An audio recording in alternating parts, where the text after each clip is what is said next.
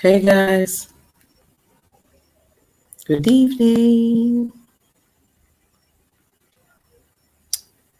Whoo, we made history today. Good evening, ladies and gentlemen. I am excited to be here today.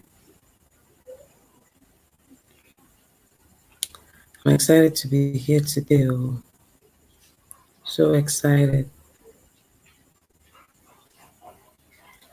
I'm so excited to be here today. So I'm trying to get the stream link and share it across my social media platforms. So this is my first time of streaming on YouTube. I had the choice of excuse me. I had the choice of either going live on my private group, but I wanted a place that was unrestricted, where people could actually tune in and watch. I've had a number of people who are on Instagram who say, "Oh, I'm not on Facebook," and so we wanted to be able to reach out to every single one of us. All right. So you're welcome to my YouTube channel, Boys and Girls with Irene Bangwell. Today we're talking sex ed. All right. Today we're talking what? Sex ed for girls. And I'm hoping this will be a very engaging conversation for you, whether you're watching live or you're watching replay. Whether you're watching live or whether you're watching replay, I'm hoping this is a very engaging conversation for you. All right. So this has been a very interesting week for me. I've had loads of moments of awakening this week. I mean, it's been a unique kind of week for me. And I think what has happened this week is to reinforce the conversation I'm having here today. All right. So right now I'm trying to get the link. I'm working very hard I want to get the link to this video so that I can share it wide. So I can share it as wide as possible so that we have more people either watching live or replay. So I'm going to be putting that in a few minutes, okay? Join me live right now on YouTube as I speak on overcoming guilt of your past mistakes, from your past mistakes or from your past mistakes. All right. So hopefully this reaches as many people as possible. So I have a really a growing YouTube audience. So I have to bring people in. All right. I have to bring people in for now.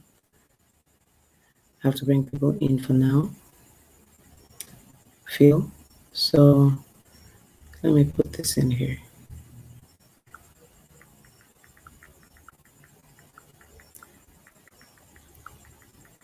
All right. So I think I've done a bit. So my name is Irene Bango. I'm parenting coach. But my focus, primary space that I work in, is on raising girls. All right. And every month of May, I spend time talking about the girl child in the light of sex education. All right. I have two daughters myself, but I started working with young people a few years ago. A few 10 years ago. So I started in 2008, mentoring teenagers, training their teachers. And every time people ask me, Irene, what do you do? I tell only one thing: I work for kids. And I work for kids is a complex, interesting conversation. I work for kids. I coach them. I coach their parents, I coach their teachers, and I'm an educator. All right. So what am I saying? What I want to talk about tonight comes from loads of experiences, observations, kids I've had to deal with, issues I've had to help resolve. So I want you to open your heart. All right. Click link to join live. All right. I want you to open your heart and listen to me today because I assure you it's going to be worth your time. All right. So the first thing I want to talk about today is why should sex education be important? Why should sex education be a priority for girls? And why is it different for girls than it is for boys? And I will answer that question with a very simple analogy. If you run into a boy and a girl having sex as minors and you ask them, why are you doing this? Their response will be two different things. All right? Their responses will be what? Two different things entirely. 1 minute, please. Their responses will be two. That was dangerous, all right? Their responses will be totally two different things entirely. That means the boy has sex for a totally different reason from the girl. And many times, the biggest issues that we have arise from the difference between their motivations. So a boy, for instance, would have sex because his friends want to see what he's capable of. You get the gist? His friends want to see what he's capable of. I once watched a reality TV show where two boys were on a challenge, a spree, and their goal was to say, how many girls can you sleep with in one day? Even if it included them sleeping with the same girls. And in fact, it was so bad that the day they were being interviewed, the host brought in a girl who was positive for HIV, and they were already all over her, right? And she just wanted to use it as a sign to tell them that, look, you're just taking a lot of risk. You're just taking what? You're just taking a lot of risk. So for the boys, it's an adventure. But for the girls, they're looking for validation.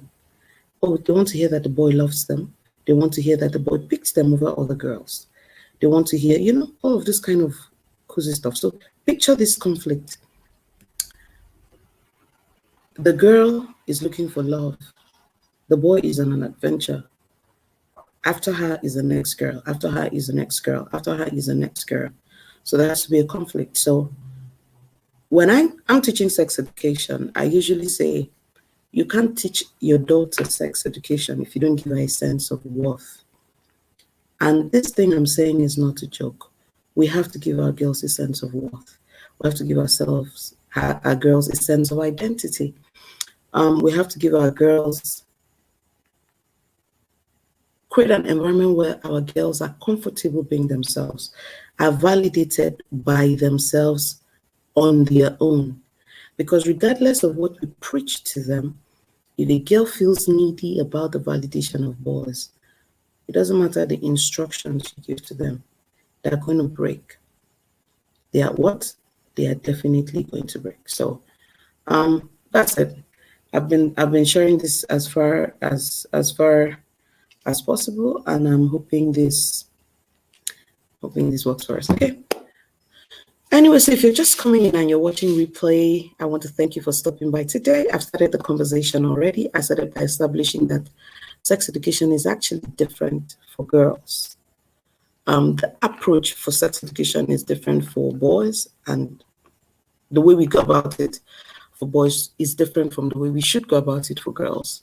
And when it comes to generic blanket sex education, the principles are the same. Principles of purity are the same. Principles of self-esteem are the same, but the approach is different. The approach that we take to educate each gender is different. So on my channel, in the course of my work, I specialize in working with parents who are trying to give their daughters wholesome sex education, all right? Sex education that is not just based on an instruction. We have someone live.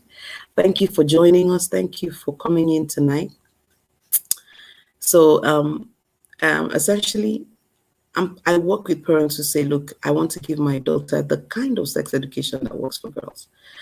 Generic sex education is informative, but it doesn't influence decision making. And for me, sex education is the process of giving a child the knowledge and skills that they need to make informed sex-based decisions.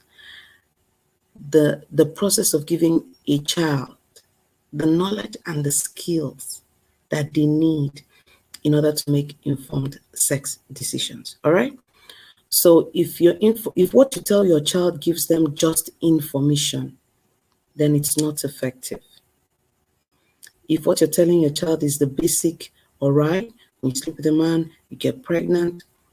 Well, there are many people who slept with men, got pregnant, they already had that information. As long as what you're telling your child does not get into the realm of their experience where they can actually make an informed decision, then it's not effective. Sex education is not one of the boxes that we tick to say, oh, I've done this. I've spoken to my child about puberty. I've spoken to my child about menstruation. It's a whole ball of experience. It's not even a one-way traffic conversation. It's a two-way traffic conversation. So it means you're telling the child is sharing with you, they're sharing with you their own perspective, they're sharing with you what they're hearing, they're sharing with you context, they're sharing with you new information, and you as an adult, you're informed enough to know that one, you're informed enough to verify if the information they are getting is quality enough, all right? So you're able to say, all right, this information is great, or this information is wrong, and here's the reason why. One of the things I've observed is that parents hardly make the time for this kind of sex education. What do I mean? Parents hardly go beyond providing information. Parents hardly go beyond providing instructions. And when it comes to the girl child, it's a whole ball of experience, right? It's a whole ball of experience. And I kept asking myself, why is it that when parents want to talk about sex is one way? So first and foremost, we have the parents who don't even talk about sex at all. Then we have the ones who are arguing with the kids, especially as they have teenagers, they're arguing with the kids. Then you now have the ones who don't talk at all. So as I kept digging deep, I started finding out a number of things, right? Number one, there are parents who didn't know what to say, right? They don't know how to say it. They don't know, But then there were also parents who were trying to shove their personal experiences on their kids.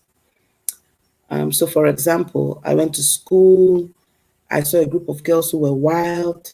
So now I have a teenage daughter who has some friends. One of them has dreadlocks on her hair. And every time I see them, what comes to mind is the people I met in my childhood and the things they did. So I don't listen to my child. I just shove my ideas at them.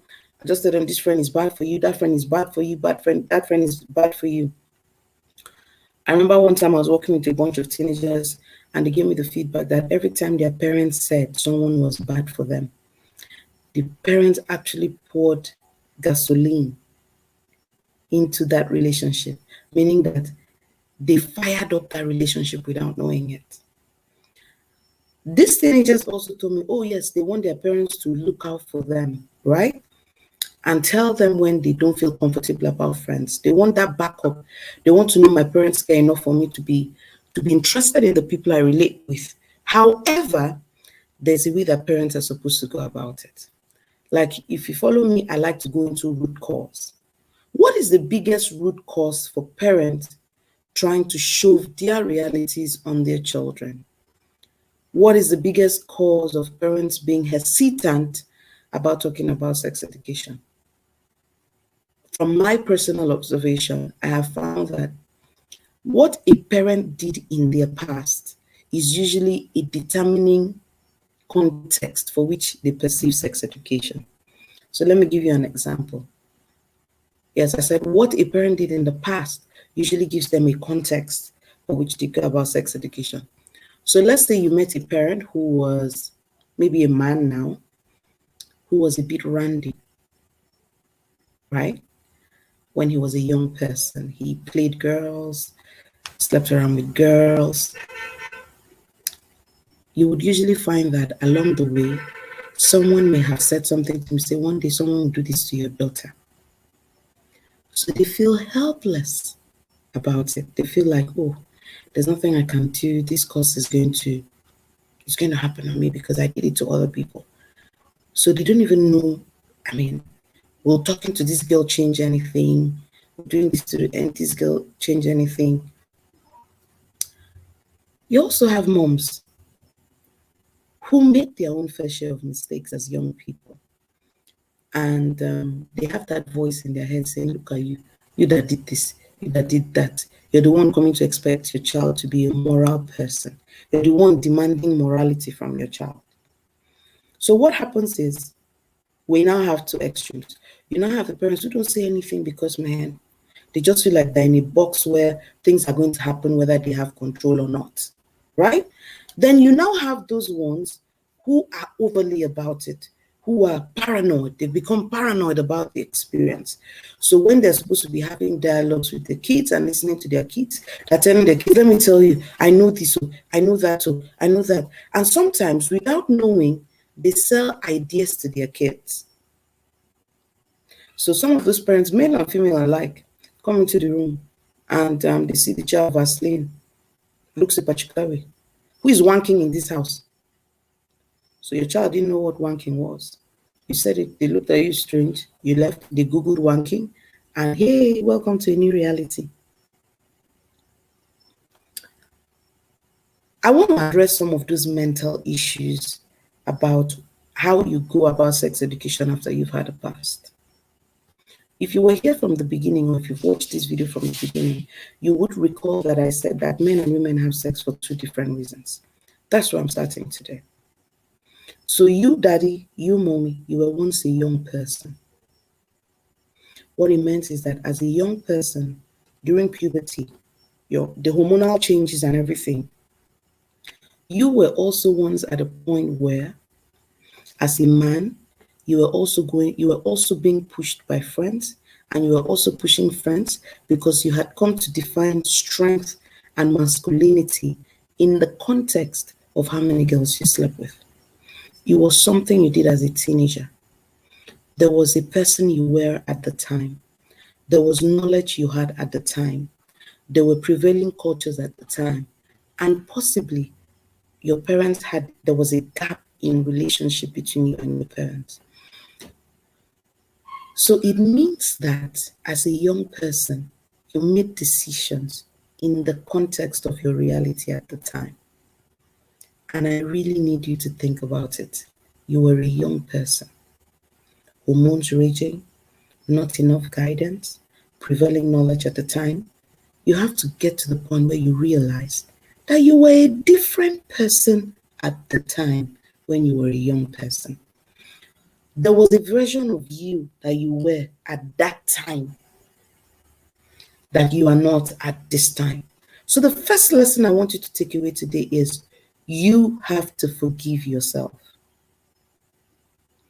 Daddy, mommy, you have to forgive yourself.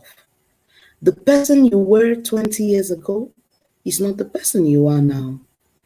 By God's grace, you've become more matured, you're more informed, you make better decisions today than at the time. So you cannot let the mistakes that you made in the past stop you from being a core of your children's support system today, especially when it comes to sex education. You cannot, you should not, you should refuse to let who you were in the past stop you from giving your children a decent experience that equips them for their own reality. I repeat, there was a person you were in the past. You must forgive yourself. That person in the past had a few challenges. Number one, you were undergoing puberty, and I can bet that 4 times out of 5, your parents were not engaging with you. There was nobody going live like this and providing education and knowledge as there is today. So you made your decisions based on what was available to you in terms of knowledge. You have got to forgive yourself. If you were a woman searching for validation at the time, you should understand where you were and the lenses through which you made decisions. So, dear mommy, dear daddy, your past is the past. There was a person you were in the past. That person no longer exists, and rightfully so. I need you to embrace the process where you now have the thoughts that, oh, people should make better sexual decisions. That's growth. If you remember very vividly, there were people that you were with in that past whose perspective to life have not changed. You have colleagues, childhood friends who are still right in the rut you were in as a young person. So after you forgive yourself for the past, it's time to celebrate the journey. There are people in your past who still think the same way, who still feel the same way, who still think the same way, who nothing has changed for. So it's time for us to celebrate the growth that is you today. So what am I saying? Forgive yourself. Celebrate the growth that is you. You look back and you see things you did and you cringe. That's growth. It means you can see from a better perspective, and you should celebrate you. A few years ago, I was with a particular woman, and someone was talking about her ex, a guy she dated as a young person. And as small as the world would be, this guy she dated as a young person was now married to someone I knew. And in their family circle, he was one of the most responsible men in the family. So when the conversation came up, I spoke very highly of this guy. And she turned around and looked at me and said, he's pretending. I know that guy. He is pretending. Tonight, I want to tell you that it's possible for people to grow and evolve. And in fact, that's the essence of life. Growth, evolution. We are supposed to evolve. Watch this video today. In 1 year time, I won't be looking like this. In 5 years time, I won't be looking at this. It's called growth. Embrace it. It's possible for people to change, have new value system, have new principles. It is possible. Celebrate it. So celebrate the journey that you have taken. The third thing I want to tell you tonight is it's time to mine your experiences, all right? It's time to mine your experiences. Chances are that you know a lot more than the average parent. But until you sit down to mine those experiences, you're going to be paranoid, all right? You're going to be paranoid. What do I mean by you're going to be paranoid? Until you mine the experiences, you're going to either over-provide information. Yes, number one, I said forgive yourself. You're going to over-provide information. You're going to not listen to your kids. You're not going to take feedback. But mining your experiences means you pick down a pen and paper and say, who was I in the past? What were the factors that contributed to that version of me? What were the factors that made me make certain decisions? I need to sit down and carefully articulate, all right? So the first thing I've said is forgive yourself. The second thing I said is you have to celebrate growth. Celebrate your growth, right? I want to be able to project that, all right? Celebrate your growth. Look at where you were, look at where you are now. The third thing I'm now adding to the lineup is mine your experiences. What does mine your experiences mean? It means look back at who you were and look for the missing links, right? Look back at where you were and ask yourself, what were the things that made me make decisions a certain way?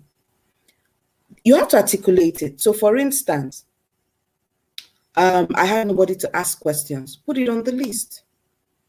2, I was going through a difficult experience at home. Many boys turned to friends because home was hostile. Some of them lived with step parents, some of them lived in poverty. Articulate everything that was the sum total of your experience at the time. From where you made decisions, write all of them down. Write all of them down. All right.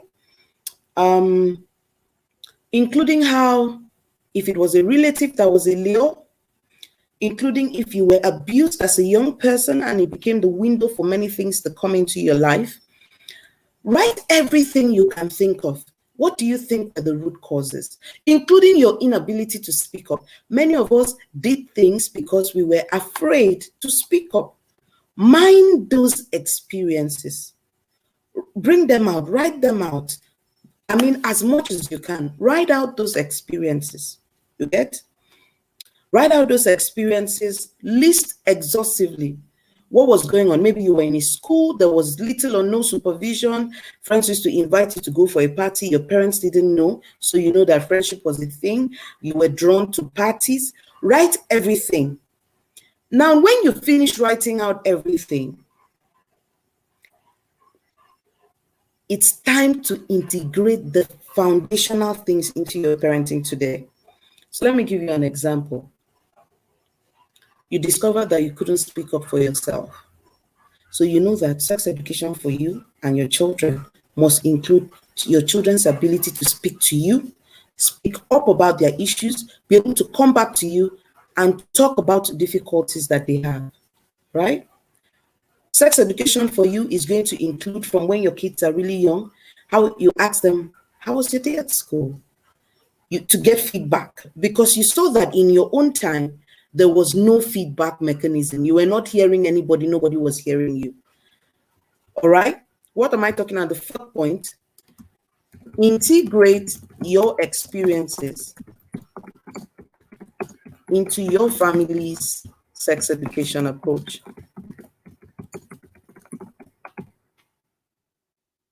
Integrate your experience into your family's sex education approach, which means that list you made when you mind your experiences, build it into your family's value system around sex education. So, for example, you have very low self-esteem. So you know that you're a mom, you are doing everything to be validated. So you know, I need to validate my girls.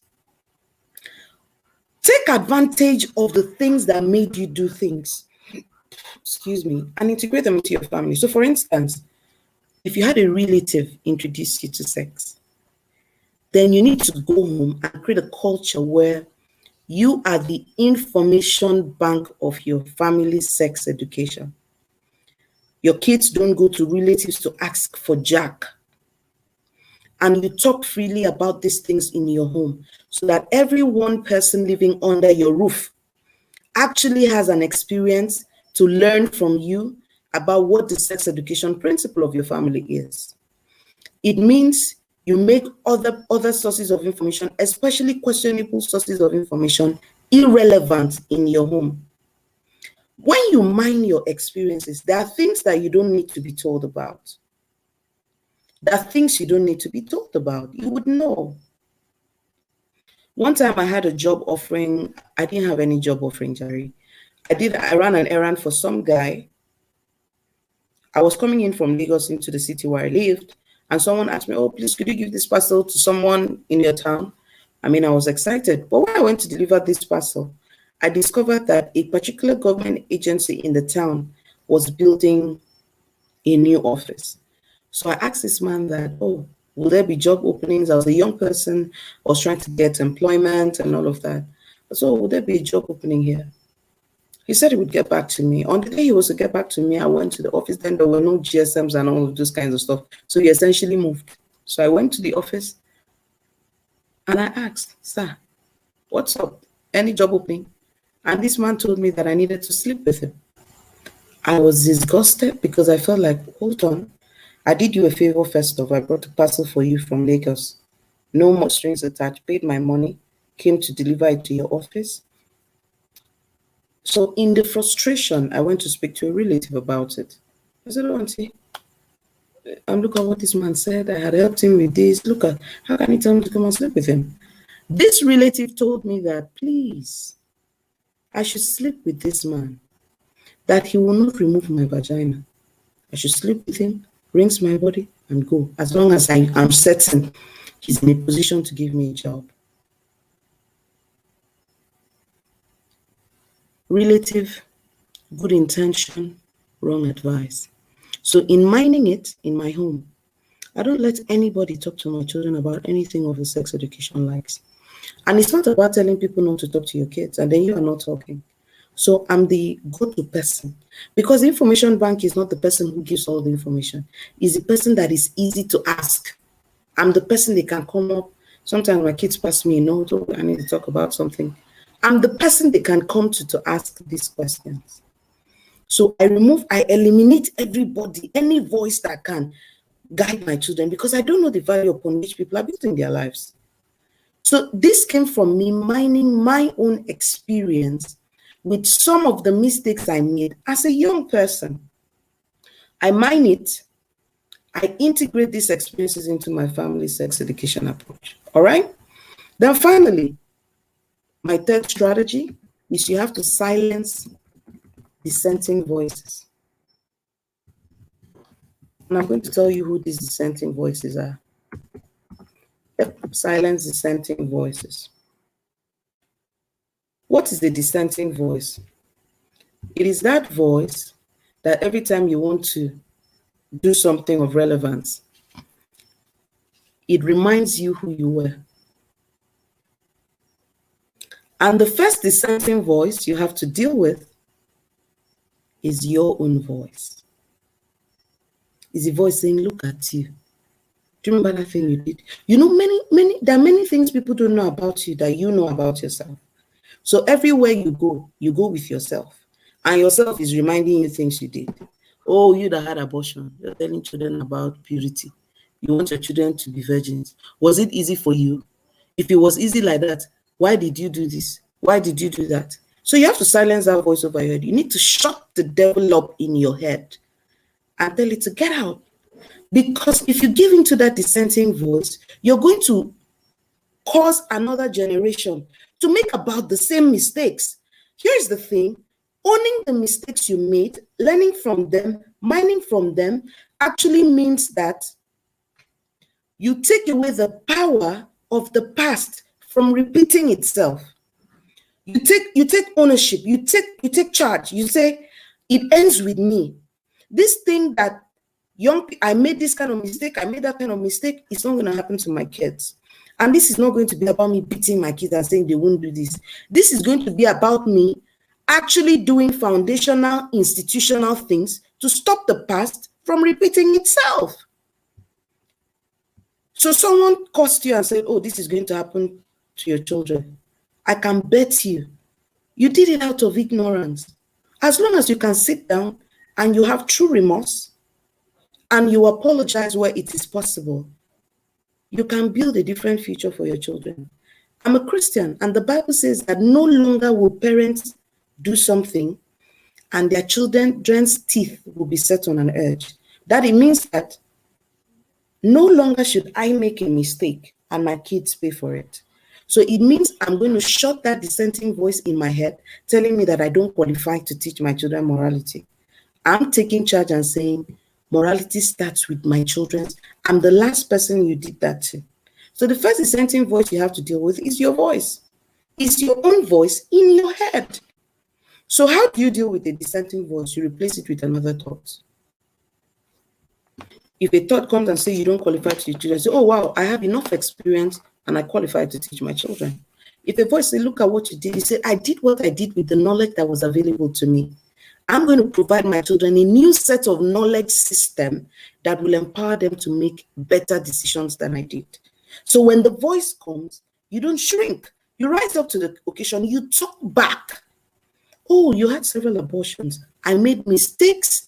I made them from the place of fear. I made poor decisions. I'm equipping my children to make far better decisions so that they don't have to be in the position where I was when I made that decision. So, girl, bro, you need to talk back to that dissenting voice, because that voice is trying to get you to repeat history. It's trying to get you to say too much and lose the relationship with which effective sex education is built. He wants you to say what you're not supposed to say. He wants to push your children away. So you want to stop the madness with you. Then the next level of dissenting voices is the people who were in your past. The people that when you post on social media, when they like or comment, your heart skips. The people who say, no be you. Those people could be your parents. Those people could be your siblings. Those people could be your friends. They know who you used to be. They don't know this version of you. So you can't give them a seat at the table when it comes to these kinds of things. If you have a friend who doesn't think you have what it takes to raise a sexually moral child, then they shouldn't be on the table of consideration when you're talking about sex education. You have to give people their place. If this friend is around you when you're talking to your child about something, you need to be able to tell them, I don't need your opinion on this matter. Yes. You need to tell some people that, no, I didn't ask for your opinion. Give yourself permission to evolve and walk away from people who don't see the need for you to evolve or the authenticity that you have evolved. The people in your childhood, the people who saw you run around making mistakes, you can't give them space in your head. You're fighting a war for your children. And let me break it down, what I mean by a war. Currently, Nigeria says that it is anti-gay and those kinds of lifestyle, which is awesome. But we have a generation within us who are radical about these things. They are our children. Many of them were molested by same-sex people. A female molested by a female, a male molested by a male.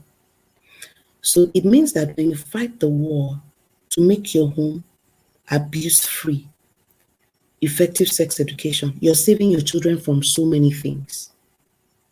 If you're careless, your kids will go down. So put your acts together.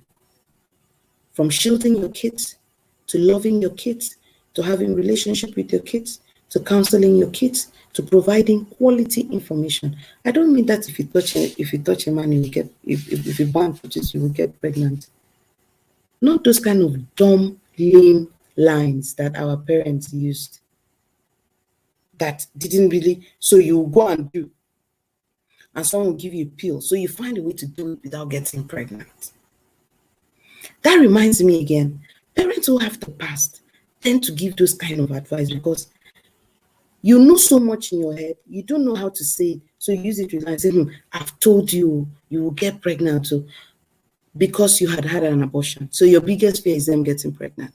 Anyway, the more you drum, you will get pregnant, you will get pregnant, you will get pregnant. What you do is what you're doing is telling your daughters, do have sex, but find a way not to get pregnant.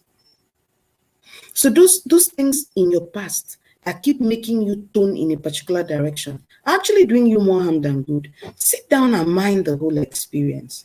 So again, I'm coming back to that place where I'm saying that you're fighting a war. You're fighting a war for the future of your children. You're fighting a war for the kind of sexual decisions your children are going to make. If you let people come into your home and run different lifestyles by your children, come into your home, watch porn, use porn, gay porn, normal porn, and your children are exposed to it, you've messed them up. Children are not supposed to be exposed to things like that. If you allow the world expose your children to those kind of things, you have destroyed them already. So the pain of your journey should equip you to be a certain kind of parent for them. What do you think?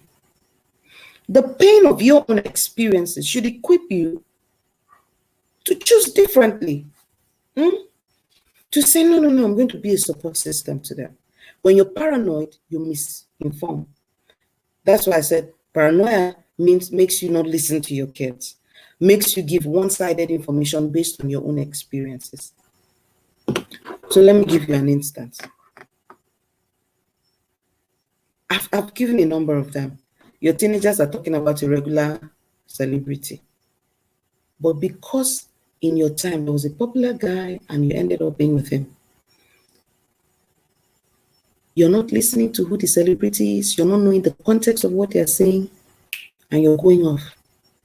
Don't go to his house, so don't do this. That's why sometimes we appear like we are old school, because we're not listening before we speak. We're not interacting before we speak. We don't have rapport before we speak. So it's time to silence dissenting voices. I've gotten a number of messages here. So I've gotten Dr. Vivian Okoye say, hey, sister, thank you so much. And I have my sweet sister, Tobi Okonofor, say, loud it. Thank you, sis.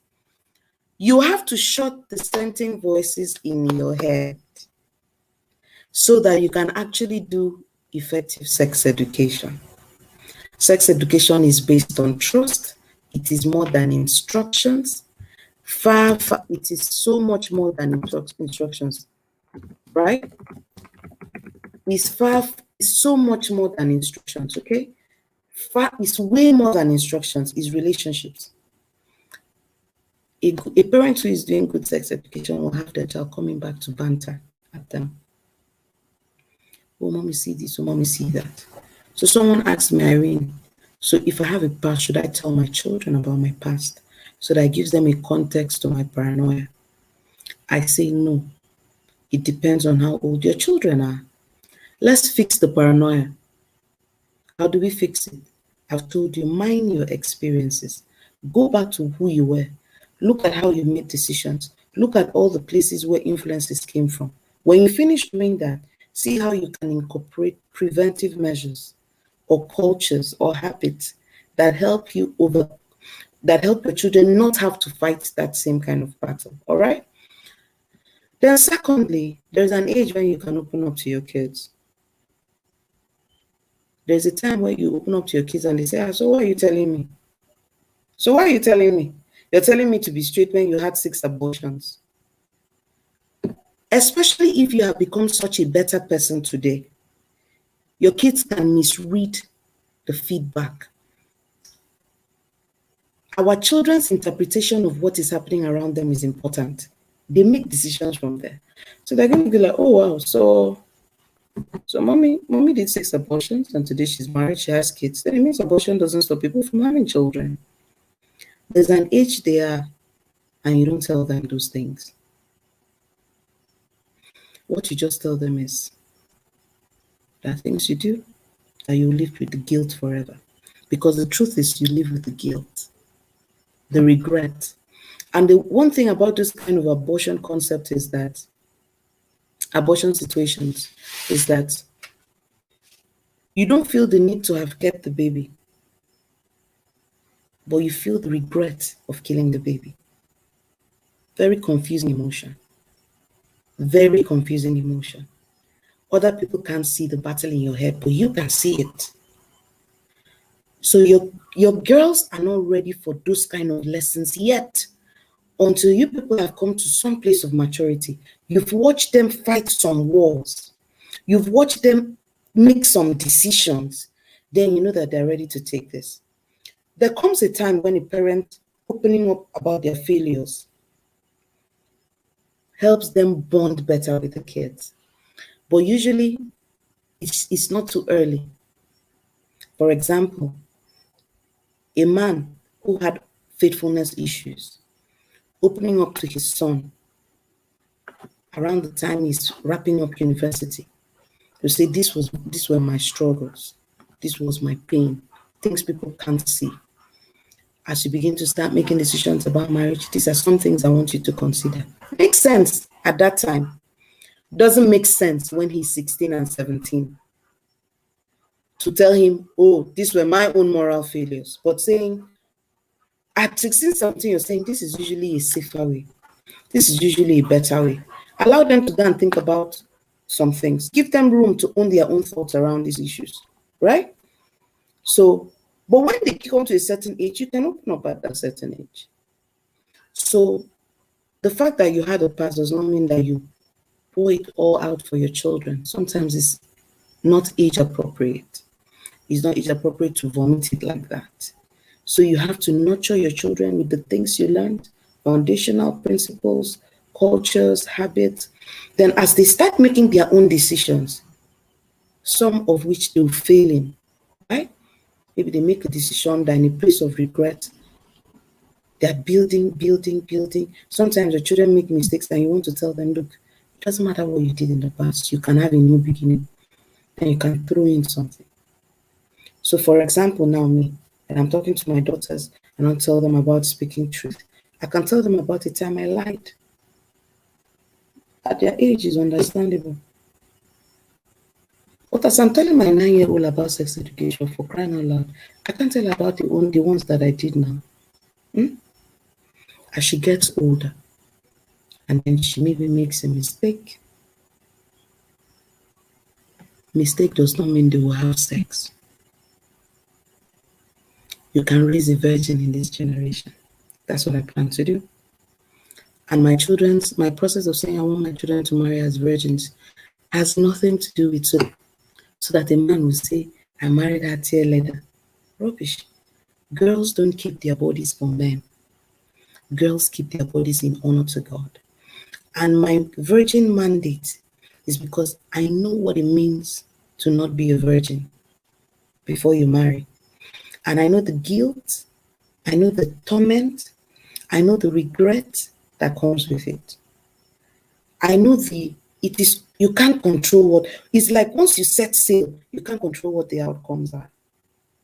I've walked that path. I know the things that made me gullible. I know the influences. So I'm building it in.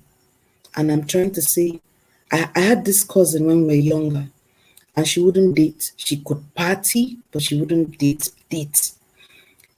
And years later, she got married as a virgin. She partied far more than I would ever do. Let me explain. She partied 1,000 more times than I would ever do. But when we were young, she kept on saying she didn't want to carry emotional baggage. I don't know. I know she read a lot, but she was really mentally more advanced than our peers. And so she would say that she didn't need emotional baggage. Yeah, that is the better approach to say, look, you don't want that baggage. You don't want that baggage. Especially the things you did to please people, not even yourself. You don't need that baggage. So that's why I'm having all of these conversations. All right? Take your experience, mine it, repackage it, and put it out there as daily experience, culture, habits for your kids so that they can make better sex decisions. Our children have to do better than we did. So if you say because you failed in the past, so you can't be a good parent in terms of sex education, you're wrong. You're actually more equipped to be a better parent. You're more informed. You just need to know how to harness that past. Thank you so much, Toby. Thank you so much. Right? Thank you so much. So you've had Pastor B here saying, and she said, I'm so grateful. She's saying, I just want to hug you, Ma. You're answering questions I haven't asked anyone. Thank you so much, sis.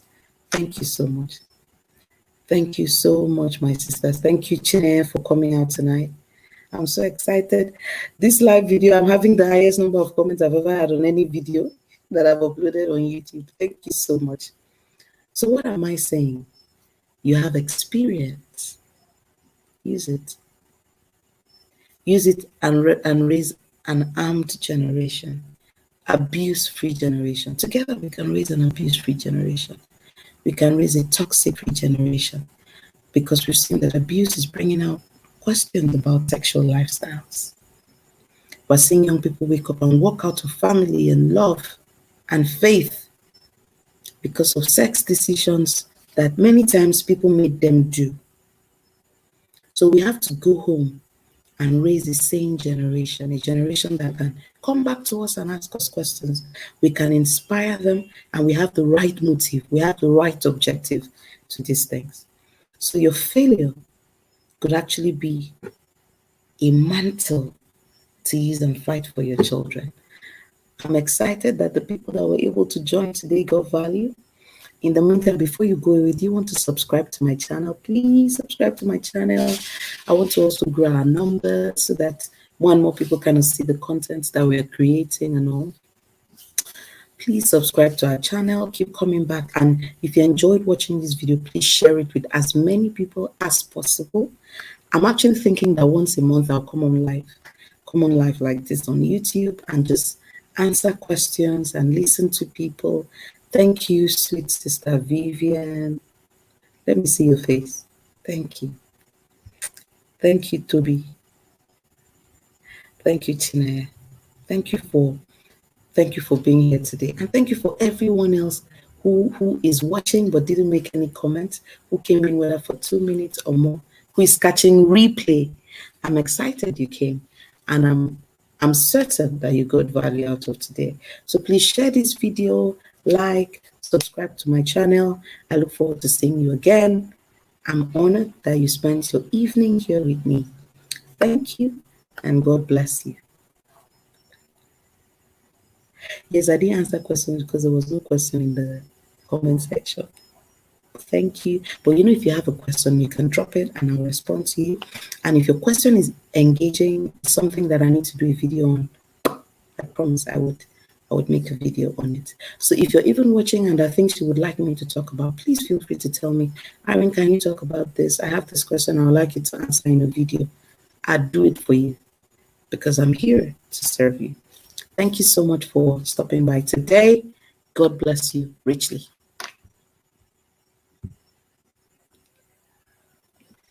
I want to snap this before I go so that I can make a post with it to say, yeah, we did it.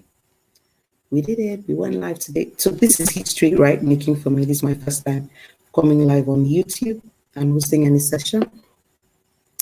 I want to mark the 2 people that came so that the day we're 2,000, I'll remember. All right. Good. So see you guys. God bless you.